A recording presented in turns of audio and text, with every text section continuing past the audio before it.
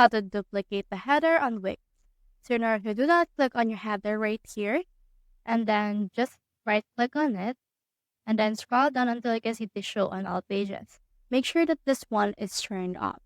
After you turn this off, next thing you need to do is you need to head over and then just click on the settings that will appear. So if the columns or the settings will not appear, just head over and right click in here again until you can see this. Click on the settings, and then this will open the advanced settings. So you need to set this menu as advanced menu.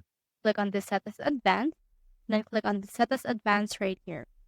Now this menu will be an advanced menu. Now for this case, you can add another menu item. Now let's head over right here to our dashboard and let's search in here for menu. So we have in here this, we have the menus, such as this Wix restaurant menus, Wix restaurants, and a lot more.